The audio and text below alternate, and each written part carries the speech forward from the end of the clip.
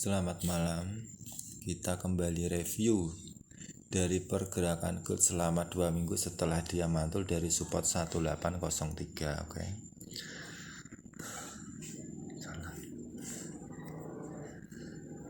Ini target utama dari seller. Target terpanjangnya. Ya, yang belum di break ya.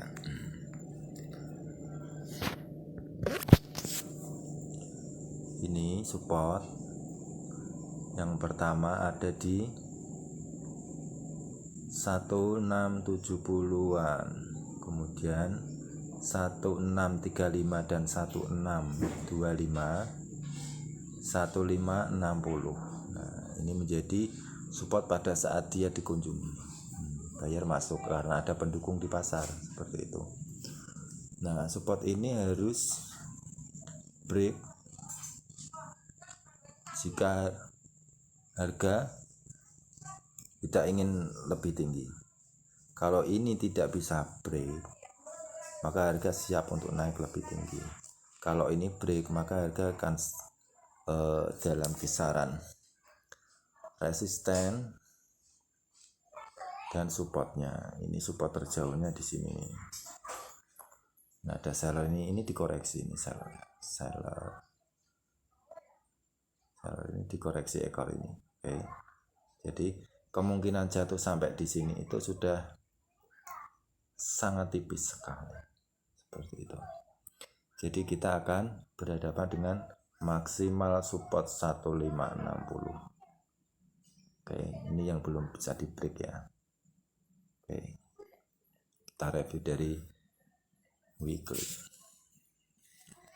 Seller ini masih menginginkan harga jatuh lebih ke bawah ya, supportnya yang tadi tuh 1560. Saya set yang pas dulu,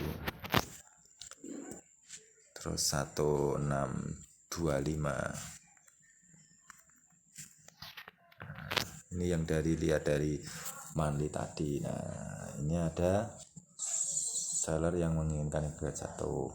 Seller ini maksudnya sejak tahun 2020 nih yang membentuk ekor-ekor ini 18 nih. Pernah menjadi resisten juga di sini. Ini yang menginginkan harga jatuh, tapi dia direspon oleh buyer 17. Ini bayarnya.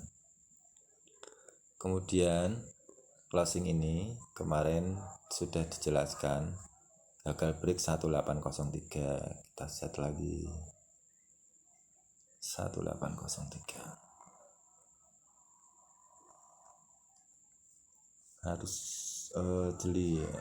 Untuk harga open, high, low, close itu karena ada matematikanya.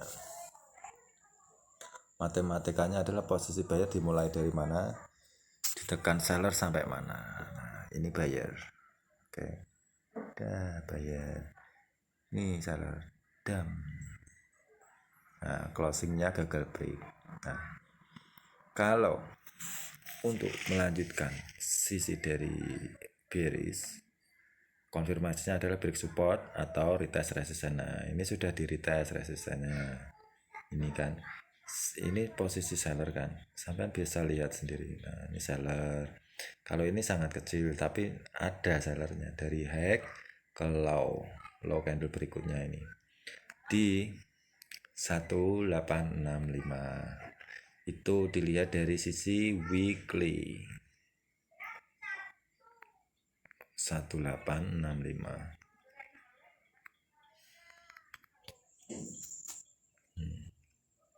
Nah, kita perbesar dulu. Ini 1865, ini satuannya weekly ya. Jadi yang valid konfirmasi break adalah closing candle week. Nah, closing candle week kan masih di bawahnya nih. Berarti seller ini mendapat dukungan di pasar. Seller ini menjadi resisten ini. Pada saat dikunjungi, sellernya bereaksi untuk menekan harga tidak break 1865 seperti itu. Kenapa dia lebih tinggi? Nah, itu namanya ketamakan juga bisa. Tapi kalau dari sisi dilihat dari daily, sellernya masuk mulai dari 1880. Tadi kan dilihat dari weekly tuh, ini dilihat dari daily. Makin turun time frame makin detail posisi sellernya di mana, seperti itu.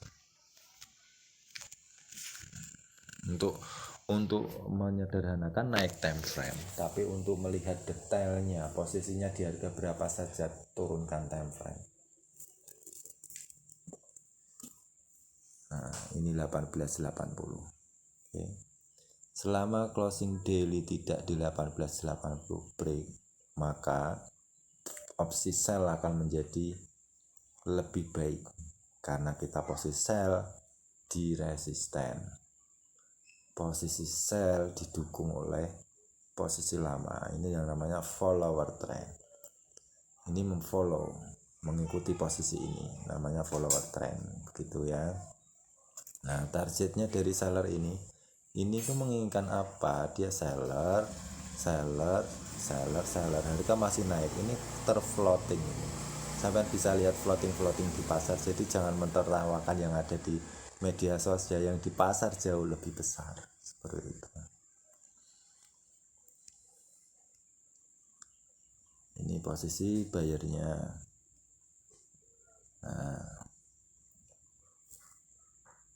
ini bayar, belum ada yang break kan. Nah, ini seller ini sama ingin break ini. Ketika 1740 ini break, dia bisa berlanjut ke 1625. Tentu saja di sini nanti ada perlawanan, buyer didukung oleh support, buyer baru akan masuk di sini. Nah, pada saat dia ada perlawanan, ini akan berhadapan dengan seller ini. Nah, ini masih menjadi calon resisten.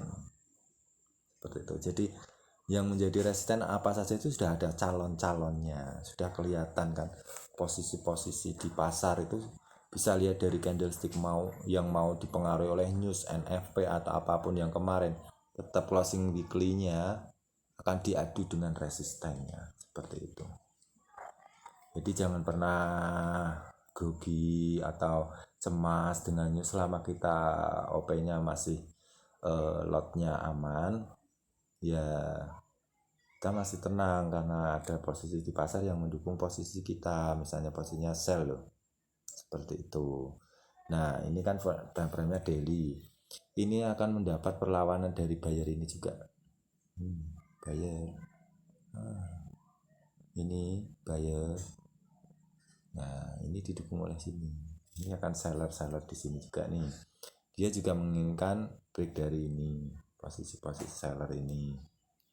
Nah, karena posisi sell saya pribadi ya, bukan aja ini ya, ada di resisten ini, maka closing break 1880 akan menjadi perhatian saya gitu. Jadi selama ini tidak ada break, saya akan tetap hold sell untuk menargetkan 1740 seperti itu. Nah, bisa saja kan ini 1740 diuji gagal break, buyer masuk lebih besar untuk menargetkan seller ini. Nah, menguji seller ini baru dia bablas ke 16625, siapa yang tahu.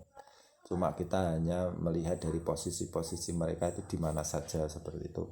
Jadi kita bisa membuat plan perkiraan harga akan kemana. Kalau saya pribadi di sini, dari ini turun ke sini. Nah, ini plan. Jadi bukan penentu. Jadi kita plan itu seperti kita siap-siap berposisi di mana gitu loh. B di sini selama 1740 tidak break. Kemudian jika ada perlawan naik, nah ini posisi seller yang akan menjadi resisten ini. Nah, ini juga posisi seller, ini seller. Nah, ini menjadi tempat kita untuk kembali sell, baru kita lanjut ke 1625. Ini hanya sekedar plan. Jadi kita tuh posisi-posisi terbaik di mana, seperti itu. Kalau untuk jangka pendek kita harus turun time frame lagi. Nah, Akan ada buyer di sini. Ini buyer yang direspon kemarin ini. Kalau kita lihat lebih detail di H1 lagi, ya ruangannya nggak cukup untuk melihatnya. Kita lihat dulu ya. H1.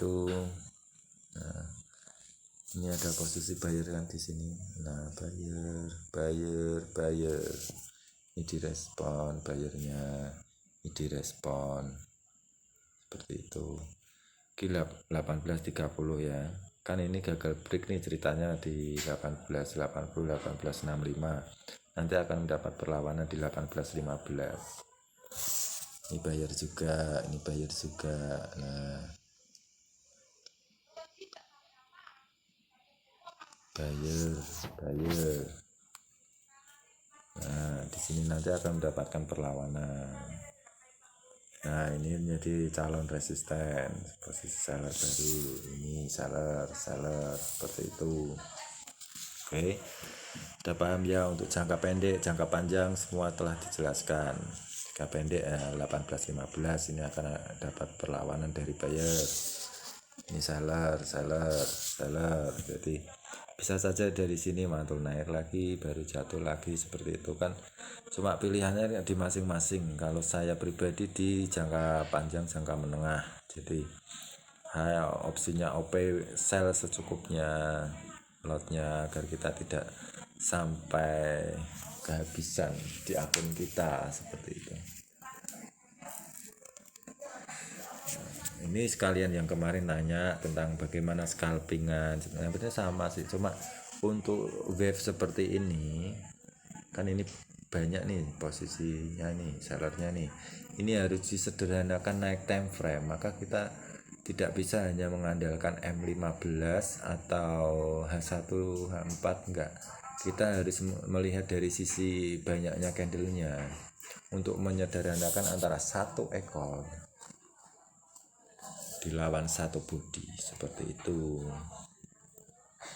Jadi kan impas nih, satu ekor dilawan satu body, satu main 1 0, seperti itu.